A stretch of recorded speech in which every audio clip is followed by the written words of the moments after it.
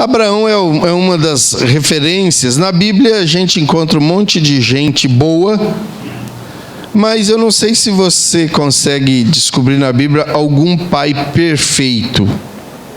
Você já viu na Bíblia algum pai perfeito? Na Bíblia? Tem gente boa para valer, né? Por exemplo, Davi foi gente boa para valer, mas ele não foi um pai perfeito. Ele teve problemas sérios de relacionamento com os filhos dele. Inclusive, um dos filhos dele, chamado Absalão, quis matá-lo e o perseguiu cruelmente. E só não matou porque Deus protegeu Davi. Nós vemos o Salomão, que é o homem cheio de sabedoria e de conhecimento, não foi muito feliz também nos relacionamentos com os filhos deles e com as pessoas próximas no que diz respeito a relacionamento paternal. Nós temos o Jacó, que foi um homem de Deus, uma pessoa boníssima no sentido de fé, de experiência com Deus, mas tinha lá um filho preferido, ou seja, criou um certo tipo de desconforto entre os filhos, não ficou muito bom. E aí nós temos uma variedade de pais na Bíblia, cada um com os seus, né? Mas se a gente tivesse que pegar um modelo aqui de pai para usarmos como fundamento para a nossa vida, eu acho que o Abraão é o mais acertado. E por que a gente vai pensar no Abraão? Pelo filho dele. O Isaac é uma figura muito famosa na Bíblia, muito importante, só que ele passou assim meio desapercebido no sentido de nem todo mundo conta histórias do Isaac. E você já parou para pensar por que isso ocorreu? O Isaac foi uma pessoa muito bem sucedida na vida, e ele viveu num período bem difícil, porque ele viveu entre o período do grande Abraão, pai da fé, e depois o Jacó, que era filho dele, bombástico, truculento, enganador, antes de ter uma experiência de transformação com o Senhor. E o Isaac viveu no meio desses dois personagens tão extraordinários, que eram o Abraão e o Jacó. O Isaac viveu nesse meio ali, ele transitou no meio desses dois personagens tão extraordinários, o Abraão e o Jacó. Mas vamos ver o que então efetivamente o Abraão fez para que o Isaac fosse uma pessoa bem-sucedida. Vamos olhar de perto o papel dele. E como eu estou sendo mais objetivo, então estou indo mais direto ao assunto. O tema da mensagem é o modelo de Abraão para os pais. E aí a gente extrai daqui algumas verdades. A primeira, e eu vou usar isso como ações, no nome de ações. As ações do Abraão na infância do Isaac. O que Abraão fez na infância do Isaac? Capítulo 21, versículo 4. Você conhece a história, eu não preciso de muitos detalhes. Mas no versículo 3, para fazer uma conexão, diz: Abraão deu o nome de Isaac ao filho que Sara lhe dera. Quando seu filho Isaac tinha 8 dias de vida, Abraão o circuncidou conforme Deus lhe havia ordenado. Preste atenção nisso. Abraão veio antes de Moisés? Veio. A lei veio com Moisés. Então, quando Abraão levou Isaac para apresentar diante do Senhor, ele não estava obedecendo à lei, porque a lei ainda não havia sido dada a Moisés. Ora, quem então levou Abraão a esse projeto, a essa ideia, a esse procedimento de levar o seu filho até a presença do Senhor e o circuncidar? fora uma ordem, o texto diz aí, segundo, conforme, o finalzinho do versículo 4 diz, Abraão circuncidou conforme Deus lhe havia ordenado. Ou seja, Deus havia dado uma ordem para o Abraão a respeito do filho que iria nascer. Porque foram 8 dias só. Não nos parece, não dá para concluir que o Abraão tirou essa convicção de 8 dias, desde o dia que o Isaac nasceu até o 8º dia que ele foi apresentar.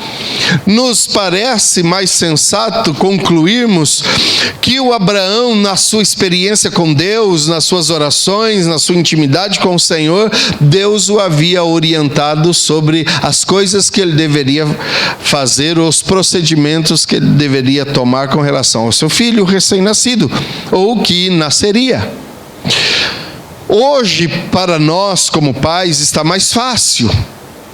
Nós não temos uma necessidade direta de buscarmos a Deus para que Deus oriente-nos a respeito dos nossos filhos. Tudo o que o Senhor quer e tem de intenção a respeito dos nossos filhos, Ele já nos disse. Já está explícito na palavra do Senhor qual o procedimento que você e eu, como pai, devemos tomar com relação aos nossos filhos. Está tudo muito claro, está tudo muito nítido. Nós não teríamos, com a ausência do Evangelho, por exemplo, nós não teríamos uma direção a tomar, porque nós não vivemos debaixo da lei. Nós vivemos debaixo da graça, no tempo apropriado do Senhor na nossa vida. Então, o que nós precisamos? Saber o que Deus tem para o nosso filho, quando apresentá-lo diante de Deus. A importância, é obrigatório apresentar o filho na presença do Senhor? Não, não é obrigatório. Não há uma lei específica que diga que os pais de hoje precisem necessariamente apresentar os seus filhos diante do altar de Deus. Mas é muito sensato fazê-lo. É muito apropriado fazer. E eu me alegro todas as vezes, mesmo de pessoas que às vezes nem são casadas e nem membros da igreja são, muitas vezes. Às vezes, eu já fiz apresentação aqui nessa igreja de bebês que os pais nem evangélicos eram. Tinham lá algum tipo de crença em Deus e na Bíblia, mas nunca declararam a sua fé em Cristo. Eu acho muito importante. E quando perguntaram, pastor, o senhor apresentaria o meu filho? É claro que sim. Porque isso é muito bom. É bom que os pais façam isso. Porque há histórias inúmeras de pais que levam seus filhos aos mais variados locais de cultos para serem apresentados diante das mais variadas divindades. E muitos até com certos pactos e alianças. Nós, quando apresentamos os nossos filhos, eu lembro quando os meus filhos foram apresentados, ou pelo menos o Eliabe, o André, pelo que eu me lembro, foi eu que apresentei mesmo, né? Não lembro. Pastor Saulo, verdade. E o Eliabe foi o pastor José Alves, que era um professor nosso. E eu me lembro que ele segurou o Eliabe no colo assim e deixou assim de ladinho, numa atitude tão carinhosa e tão doce. Eu tenho a foto desse dia. E eu sou tão grato a Deus quando eu me lembro que ele foi apresentado diante do altar do Senhor. E também o André, que foi apresentado pelo pastor Saulo. Que coisa deliciosa é isso, quando você coloca o seu filho à disposição de Deus. Então, o Abraão, na infância do Isaac, ele foi lá e fez o que o Senhor havia mandado. O Senhor havia ordenado, vai lá e faça a circuncisão do filho. Que era um corte feito na pelezinha que tem no pênis do nenezinho. Aí vai, meu Deus, que dor! Mais dolorido, querido, é ver o filho preso. Mais dolorido é ver o filho estendido no chão, como às vezes a gente vê reportagens por aí de pais que não tiveram o cuidado de levar os seus filhos aos pés de Cristo e depois tem que fazer isso. Eu me recordo, eu não gosto muito desse tipo de informação, eu não tenho o hábito de ver, mas um dos poucos vídeos dessa natureza que eu vi, e porque o que me chamou a atenção foi a atitude do pai. O filho dele tinha sido assassinado, e ele se dirigiu àquelas pessoas que estavam em volta ali, e ele disse assim: eu avisei o meu filho que isso poderia acontecer. Eu já havia avisado que isso iria acontecer com ele um dia se ele não mudasse de vida. E ele então se dirige às pessoas dizendo que vocês mudem de vida para que isso não aconteça com vocês também. Um pai consciente, porque ele ensinou a verdade para o filho dele. O filho talvez não tenha desejado seguir os caminhos do pai, mas o pai o ensinou. É seu papel, pai, apresentar o seu filho diante do Senhor, apresentar no altar quando novinho, apresentar depois todos os dias diante do Senhor, dizendo: Senhor, guarda o meu filho. Eu estou falando ainda de pequeno. Algumas ideias religiosas aí mostrando que crianças quando morrem viram anjos e coisa parecida. Meu irmão, isso não é verdade. Crianças precisam também de uma experiência de salvação com o Senhor, a não ser recém-nascidos. A Bíblia diz que dos tais já é o reino de Deus, mas a criança, a partir do momento que ela tem consciência e que ela pode decidir, ela tem que ter uma direção e uma opção de servir a Cristo como Senhor. Nós podemos ver que o Abraão levou o seu filho aos pés do Senhor. Segundo aspecto que nós vemos está no verso 8. O texto diz assim: o menino cresceu e foi desmamado. No dia que Isaac foi desmamado, Abraão deu uma grande festa. Olha que gostoso. No dia que o menino foi desmamado, Abraão deu uma grande festa. É muito importante você como pai, e hoje eu estou evidentemente me direcionando aos pais, é muito importante, pai, que você saiba as datas e as épocas do seu filho. Por exemplo, você por acaso tem convicção de quantos anos o seu filho tem? É porque eu já vi pai falando, ele tem 12, não, 13, aí a mulher tem que gritar 11. Você, pai, sabe em qual série seu filho está? Segundo colegial, primeiro colegial, quinta série, sexta série, nono ano, quinto ano?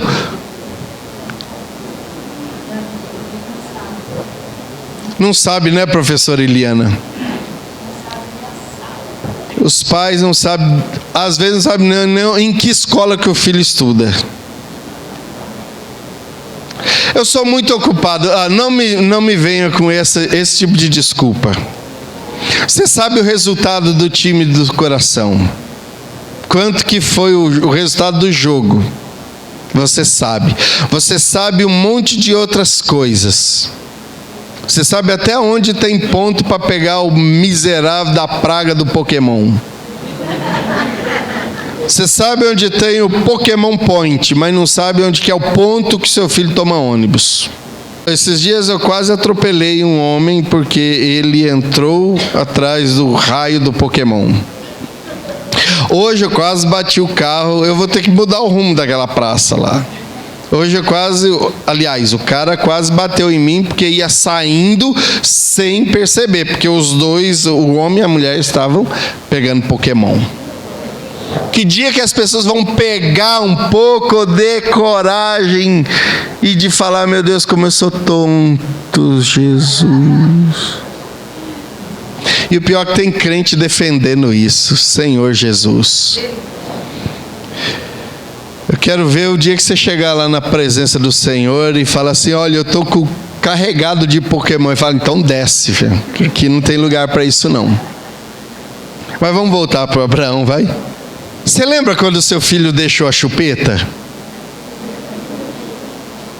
Pastor, eu não sei a idade dele.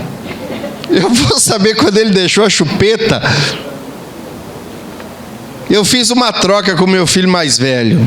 Você deixa a chupeta, nós vamos te dar um capacete da polícia, que ele queria um capacete da polícia. Compramos o capacete. E ele ficou com o capacete e com a chupeta. Com o capacete da polícia e a chupeta. Mas um dia ele olhou e falou assim: não vou mais chupar chupeta. E ele não chupou mais chupeta. Você lembra quando seu filho aprendeu a andar de bicicleta? Você esteve com seu filho a primeira vez que ele tomou um banho de chuva? Deus me livre, tomar banho de chuva, fica gripado. Que gripado, rapaz. Vai tomar banho de chuva com seu filho, com a sua filha. Leva o bichinho lá para tomar, para saber o que é chuva. Não sabe. Você já pegou a mochila do seu filho para saber o peso que carrega? São coisas tão fundamentais. O Abraão fez uma festa o dia que o menino desmamou. Sabe por quê? Porque desmamar marcava o fim de um ciclo na vida. Você, papai, sabe o dia que a sua filha parou de... ou, aliás, começou a menstruar? Isso é coisa de mulher. Não é não? O dia que ela está lá com cólica, e você vai falar assim: por que você não sabe o que é cólica, né? Aí você vai lá: deixa de manhã, vai estudar, vai trabalhar, ajudar sua mãe. A coitada está lá, ó, se contorcendo. E você acha que ela está dando uma de coitada. É que você não... eu também não sei, tá? O que é cólica. Mas eu estudei sobre cólica. Eu conversei com Eliana sobre cólica. Para poder entender as pessoas. Para poder entender quando uma mocinha... E as mocinhas falam, viu? Eu falo: o que foi, filha, que você está com essa cara? Ah, estou naquele dia. Ah, pronto, não precisa falar mais nada para mim. Eu sei. Eu sei do que ela está falando. Então, pai, você precisa saber, porque o dia que ela falar: ah, pai, hoje... entendi, filha. Você tem que marcar as datas das coisas. Você sabe, pai, o dia que ela colocou o primeiro sutiã da vida dela? Tem que saber. É importante saber essas coisas. E é importante que ela saiba que você sabe. Que aquele sutiã pendurado no varal não é de boneca. É da sua boneca.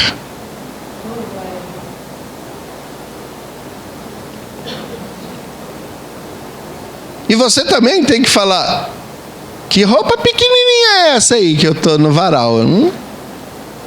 É da filhinha? Desse tamaninho, não cobre nada. Por que ela está usando coisa tão pititica assim? É, pai. Também conhecido como bandeira, né? Homem trata isso de bandeira, né? Chama de bandeira. Esse negócio pendurado. Lá em casa eu tinha tarefas, quando eu era menino, meu irmão e eu. E a nossa tarefa era recolher as roupas, dentre as muitas tarefas. E meu irmão e eu, a gente jamais recolhia a roupa íntima da mãe e das irmãs. Ficava lá no varal. A gente recolhia todas as outras, mas a roupa delas ficava no varal, porque a gente não mexe com roupa de mulher, que é a roupa dela. Mas você, pai, você tem que saber do que se trata. Esse é o papel. As datas aqui. Mulher, menina, tem o privilégio de ter a festa de 15 anos. Eu lembro da Mariana, lembro do Roberto, da filha do Roberto, da Vitória, e de outras aí que eu lembro. Teve a festa de 15 anos com sapatinho, aquela coisa legal. Mas e as outras datas? Você só lembra dos 15 anos, né? E dos 12, dos 13, dos 15, 16. 15 você sabe, 16, 17, 18. Né? Precisamos saber. Quanto tempo faz que o seu filho pequeno ou sua filha pequena não dorme no seu colo? Aquela dormida gostosa, assim, carinhosa, segura, assim, que todo filho gosta. O Abraão marcou as datas do filho dele. E isso é possível enxergar aqui nesse texto, que ele marcava as datas. Aí você fala assim, meu Deus, eu fui tão omisso, o que eu vou fazer agora? Meu irmão, aquilo já passou, mas existem outras datas. Seu filho vai fazer 25, 30, 45. Ele vai se formar. Ele vai fazer o tiro de guerra que o Tiago escapou, né? E outros, vai lá você, marca a presença lá. Ele formou, ele recebeu um certificado de melhor aluno da classe. Vai lá, pai, esteja presente nesse dia. Conversa com seu chefe, fala com ele. Fala, o chefe não dá a trocar, eu saio 15 minutos só para eu estar presente lá. É muito importante na vida do meu filho. E é mais importante na minha vida. Me libera aí, eu fico depois do horário, eu cumpro outra hora, eu venho no sábado. Mas eu gostaria de estar lá na hora que meu filho recebesse o certificado dele. Marque as datas do seu filho. Eu fiquei feliz o dia que o Lucas foi jogar bola, foi final de um torneio de não sei o que lá, e me chamou para ir. Eu fui lá assistir, sentei na arquibancada, fiquei vendo lá, tem a foto até hoje, viu, Lucas? O Lucas não ganhou o jogo, ou ganhou, não lembro mais, né? Para mim o que foi importante foi ver o Lucas lá jogando bola. Foi muito legal, junto com o Jair e a Lourdes, é claro, né? Então marque datas do seu filho. Tudo direitinho. Você lembra de quando foi a primeira vez que seu filho fez barba? Ou você comprou uma gilete para dar para o seu filho? Um creme de barbear? Fala, filhão, tô vendo que você tá ficando barbudo. Toma aqui um equipamento, ó. E faz assim, faz assim, faz assim. Que gostoso, gente. Quanto tempo você que tem filho adolescente ou ainda juniorzinho, que você não solta pipa com ele? Hoje, depois do café, eu fui atender uma irmã que estava precisando lá na Esmeralda. A irmã estava lá na Esmeralda e eu precisei atendê-la. Ela estava precisando do cuidado pastoral. E eu fui lá, sentei com a irmã, que é a Eliana, claro, né? Deixa eu deixar bem claro isso. E enquanto estava lá conversando com a Eliana, eu fiquei observando os pais com os filhos, porque a Esmeralda ali fica fechada para os ciclistas. E os pais com seus filhos. Eu me recordei tanto dos meus filhos. De andar de bicicleta com eles, de nadar, de levar para pescar. Nenhum gosta de pescar, mas eu os levei para pescar. Não gosto. O Eliabe gosta de futebol, o André, mas eu levei o André para jogar futebol. Ele não joga porque não tem inclinação para jogar futebol, mas ele foi. Talvez porque viu o pai dele jogando e falou, não quero não, o negócio é feio demais. Então, marque as datas na vida do seu filho. Aí tem uma frase que eu achei muito interessante, diz assim: é muito mais fácil colar o selo na carta enquanto a cola está úmida. Para pensar nessa frase um pouquinho. É muito mais fácil colar o selo na carta enquanto a cola está úmida. Porque depois que ela seca, você não consegue colar mais.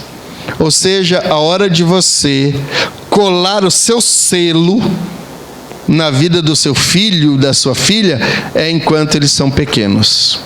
Depois de grande vai ser difícil colar alguma coisa neles. Vamos lá, agora o Abraão na fase adulta, as ações de Abraão na fase adulta do Isaac. No capítulo 24 agora, verso de 2 até o 4. O texto diz assim, olha, Gênesis capítulo 4, ou 24. Disse ele ao servo mais velho da sua casa, que era o responsável por tudo quanto tinha: põe a mão debaixo da minha coxa e jure pelo Senhor, o Deus dos céus e o Deus da terra, que não buscará mulher para o meu filho entre as filhas dos cananeus, no meio dos quais estou vivendo, mas irá à minha terra e buscará entre os meus parentes uma mulher para o meu filho Isaque.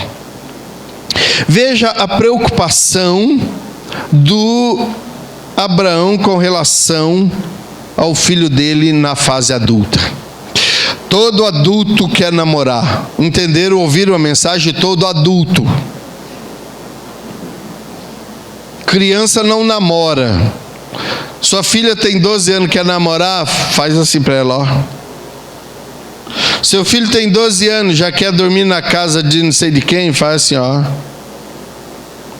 Ainda não. Está muito cedo. O Abraão já percebeu que estava ficando idoso. O filho dele já tinha condições de casar. E o que ele fez? Ele preparou a base, ele já tinha dado. Agora vinha as áreas de uma pessoa adulta. E ele então procura e pede para o servo prometer que iria procurar uma esposa cristã, ou pelo menos idônea. Quando o seu filho aparece na sua casa dizendo que está namorando ou que vai namorar, qual é a sua preocupação?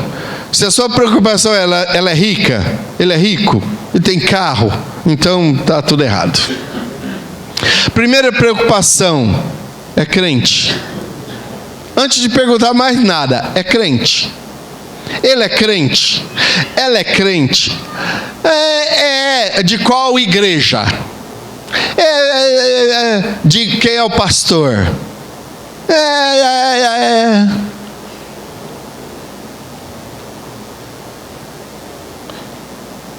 Se preocupe com isso. O Abraão mostrou aqui que era importantíssimo que o filho dele namorasse e casasse com uma pessoa que tivesse a mesma linhagem espiritual, a mesma forma de pensar espiritual, que servisse ao mesmo Deus que ele. Hoje está muito comum o namoro entre crentes e não crentes. Isto é muitíssimo perigoso. Lá no meu tempo de jovem, se algum jovem namorasse uma outra pessoa que não fosse crente, ele era excluído da igreja. Nossa, que radicalidade! Mas é uma beleza, porque a grande maioria, pelo menos 95% dos jovens daquela época são casados até hoje, com as pessoas com as quais elas casaram. E a grande maioria continua servindo a Deus em inúmeras igrejas em muitos lugares da terra. Porque havia preocupação. E sabe quem dedurava o filho? Os pais. Quando o filho começava a namorar gente que não é incrédulo, ele falava: ô pastor, meu filho está namorando um incrédulo, está lá com um enrosco lá com um incrédulo. Conversa com ele. Hoje em dia o pai protege, o pai e a mãe escondem. Quando a gente que é a igreja vai saber, já está o namoro avançado já. Aí a gente não tem nem o que falar mais. Vamos falar o que a igreja vai falar se o pai ou a mãe autorizam o namoro entre pessoas que não têm a mesma fé. É seu direito, pai, dizer não. É seu direito investigar a vida da menina, a vida do menino. Procura saber, chama em casa. Fala, eu quero saber quem é seu pai, quero saber quem é sua mãe, onde você estuda, se você trabalha, o que você faz durante o dia. Quero saber os seus valores. O Abraão fez o servo dele prometer, jurar, com mão debaixo da coxa, que era o mais alto grau de confiança naquela época. Põe a mão debaixo da minha coxa aqui, na minha coxa, e promete que você vai procurar uma mulher na minha família para o meu filho. Então, pai, é seu dever se importar com essas coisas, sim. Viu? Com quem o seu filho está andando, com quem a sua filha está andando. Com isso, não significa que a gente tem que escolher a esposa ou o esposo dos nossos filhos. Não, não é isso.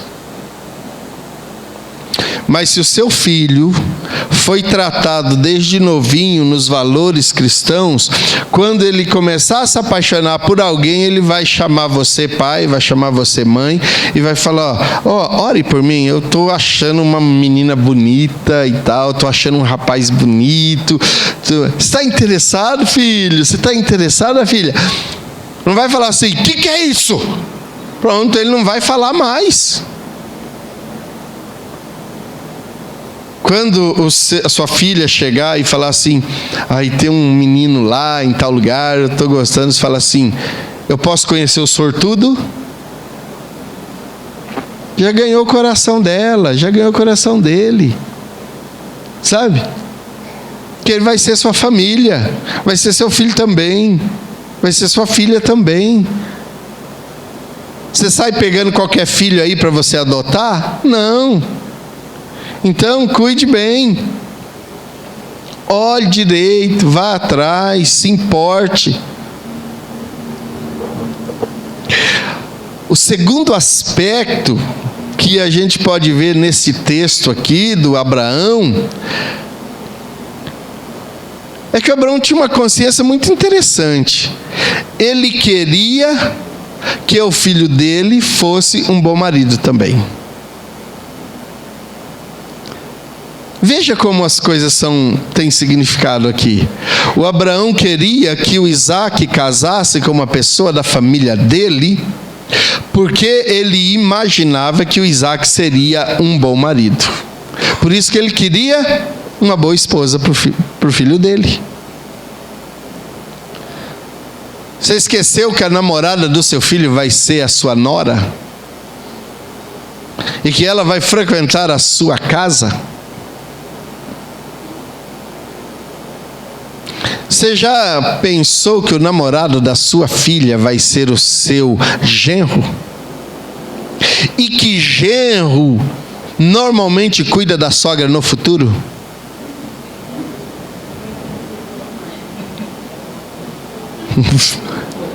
Vixe! Estou perdido então? Já parou para pensar? Olha o meu caso, por exemplo. É verdade. Quem cuida da dona, quem é responsável emocional, físico, espiritual, social e outros ao mais aí da dona Beralice? Sou eu. Só não tem responsabilidade financeira, porque o marido dela foi criterioso e deixou ela com o cuidado necessário. Mas até esses valores ela confia a mim, para que eu cuide para ela não se sentir sozinha nas decisões que ela tenha que tomar. Então pense você, irmão, irmã, que é o seu genro ou futuro genro que vai cuidar de você provavelmente lá no futuro, principalmente se você só tem uma filha, como o Crispim aí, como a Fabiana, né, o Luiz. Pensou nisso?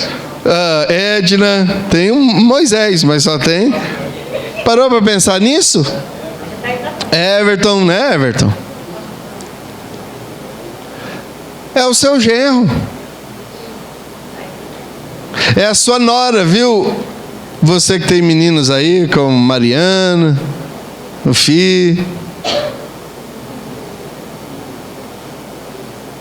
são eles que vão cuidar de você no futuro. A quem você está confiando o seu futuro em todos os sentidos?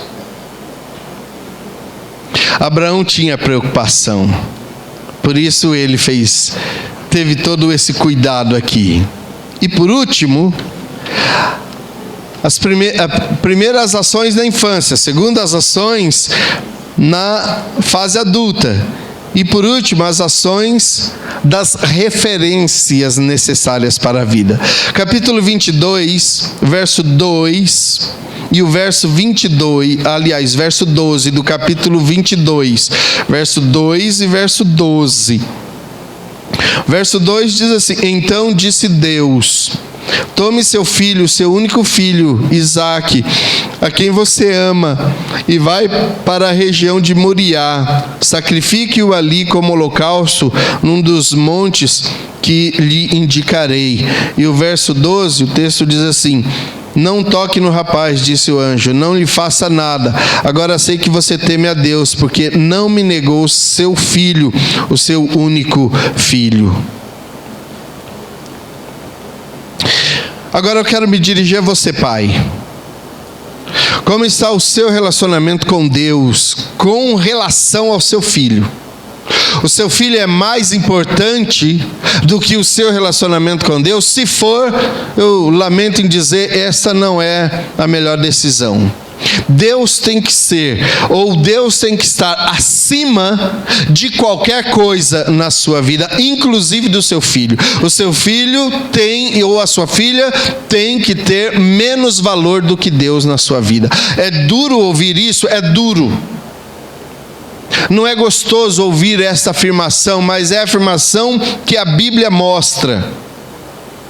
O seu filho ou a sua filha não pode ser mais importante do que Deus na sua vida. E eu vejo isso muitas vezes, pais que mentem, que enganam, que subornam em função dos filhos. Quando você mente, quando você suborna, quando você engana pessoas para o sucesso do seu filho, você está pecando diante de Deus. O seu relacionamento com Deus está indo de mal a pior, ainda que o seu filho ou a sua filha esteja tendo sucesso. Você está perdido. Ainda que seu filho não passe em prova nenhuma nesta vida, não leve ninguém a ajudá-lo de forma iníqua, achando que isso é um bem para ele. Um bem para ela não será. Porque é um mau exemplo que você estará dando para o seu filho, para a sua filha. E eu já vi inúmeras situações nesse sentido. De pais que mentem para defender os seus filhos. Porque filhos que fazem coisas erradas. E o pai depois mente para proteger o seu filho. Não faça isso. Porque você está prejudicando o seu relacionamento com Deus. Então o seu filho é mais importante do que a vida eterna. Eu tenho muito receio de pais que falam assim: meu filho ou minha filha é tudo para mim.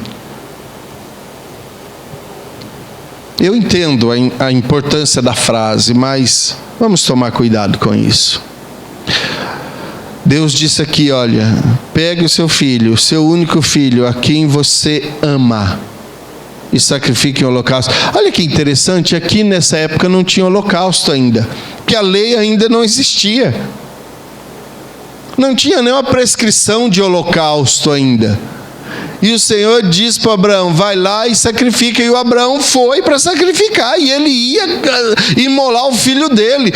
Quando eu leio esse texto, e quando eu penso nele, eu fico arrepiado, porque eu não sei se eu teria a mesma coragem. Eu não sei. Porque eu não gosto, assim como você, de ver o seu filho sofrer. Em nada, em nada. Até chamar o seu filho de bobo dói. Dói. Eu lembro quando chamava, seu filho é um idiota. Aquilo parte a gente por dentro, arrebenta com a gente. Não é verdade? É verdade isso.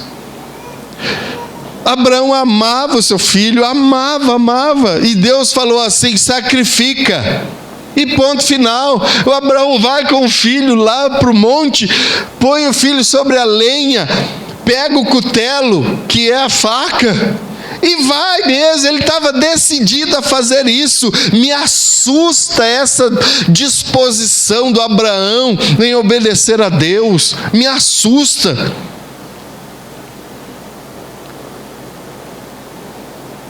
Mas ele ia fazer. Até que o anjo se interpôs aqui e disse: pronto, para. Eu vi que você é capaz de fazer mesmo. Olha só. Você já entregou seu filho para Deus no sentido de obra missionária?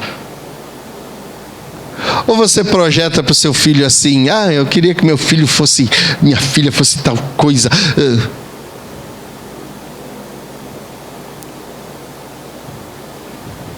Eu estou acompanhando no canal uma experiência no canal Discovery. Se você tiver e puder assistir, passa às sextas-feiras, acho que por volta das 10 da noite. Chama Perdidos na Tribo. É uma experiência de 3 famílias que foram retiradas aqui do Brasil e foram levadas para tribos distintas no mundo. Uma é na Indonésia, outra é na África, não sei em que lugar lá, e a outra também eu não sei onde lugar. Da Indonésia eu sei porque me marcou muito. Eu fiquei vendo, e vai a família inteira. O pai, a mãe, os filhos. Vai todo mundo para lá, viver na tribo. E eles não comem. E numa desses episódios, a filha fala para o pai assim: pai, eu estou com tanta fome. Tanta fome. E a comida que eles dão, simplesmente é aquela comida deles lá. É impossível comer aquilo. E o pai fala assim para ela: você quer comer? Ela falou: comer o quê? Comer o quê? Aqui. O que eu como aqui, pai? Vê aquela filha branquinha assim, que ele... Sabe como que é a cama deles? No chão. No chão. E para ficar liso um pouquinho, sabe o que eles fazem? Pega cocô de vaca, molha, faz aquela lama, e aí eles esfregam assim para poder dormir em cima, para ficar mais liso o chão. Eu fiquei olhando aquele pai assim, com aquela filha assim, tão bonitinha, mimosinha, que só vivia caçando Pokémon, agora deitada ali, em cima do cocô da vaca. Ai, que dor! Ai, que dor! Gente, que dor! Eu fiquei pensando assim, que sofrimento desse pai ali, não poder fazer nada. O Abraão amava Deus acima de tudo. E ele estava disposto a dar o filho dele para o Senhor. Você está disposto a dar o seu filho para o Senhor? Hein, Everton? O Everton que fica postando lá o Ian. Ou o Osmarzinho, com esse nenê aí, bochechudo desse jeito. Como é que a gente pode falar: Deus é teu, faça o que o Senhor quiser com ele? Mas é assim, meu irmão, é essa lição que a gente tira daqui.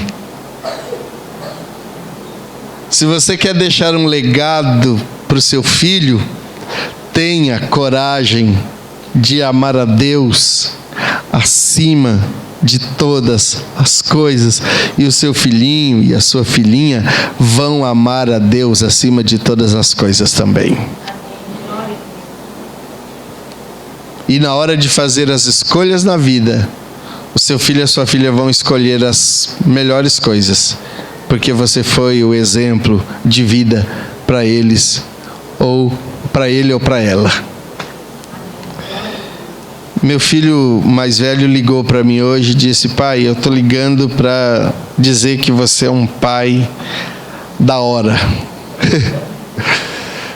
Eu falei: eu tenho muito orgulho de ter você. Ele falou: não, o dia é dos pais. Eu que tenho orgulho de ter você. E eu quero terminar com a fala do Rodrigo.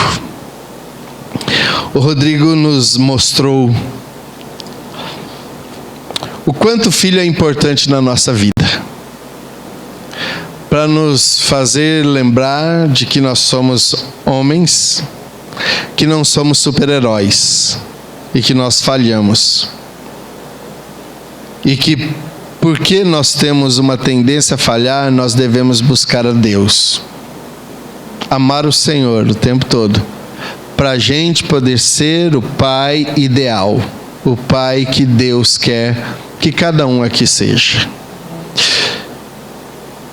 E a última coisa, ontem eu fui dormir com um senso de gratidão no meu coração, talvez por isso que eu tenha sido tão atacado na minha emoção hoje com relação a isso, porque eu dormi ontem com um senso de gratidão, porque eu enxerguei uma coisa que eu nunca tinha visto. O Eliabe, o André, isso para mim, assim é para você, os seus filhos, tá? Pegue isso para você. Ninguém, nenhum outro homem teve participação na geração do seu filho ou da sua filha. Você é o único responsável pelo seu filho ou pela sua filha. Você sabia disso, pai? A formação de uma pessoa, no que diz respeito a sexo, todas as mulheres têm o gene X, todas. E os homens têm o gene X ou gene Y. Quando na hora da concepção, junto o X da mulher com o X do homem da mulher. Quando junto o X da mulher com Y do homem, da homem. Ou seja, pai, você tem um filho, a culpa é sua. Você tem uma filha, a culpa é sua. Mas eu não quero colocar nesses termos. Eu quero colocar nos termos assim: se você tem um filho, o privilégio é seu. Se você tem uma filha, o privilégio é seu também. E nenhum outro homem teve participação nisso. Foi só você. O seu filho e a sua filha são somente seu. Eu participo de um monte de coisas na vida do seu filho ou da sua filha, um monte de outras áreas, mas ele só é o que é porque Deus permitiu que você o fizesse. Então, pai, parabéns pelo filho ou pela filha que você gerou. Aproveite, beije e abrace aos montes o seu filho e a sua filha. Aperta mesmo, sim, braço de urso, e beija de babá, mesmo que ele limpe depois, não tem problema. Seja carinhoso com seu filho, tá bom? Deus te abençoe, pai. Deus te abençoe, irmã. Ajude o seu marido a enxergar essas coisas cada dia.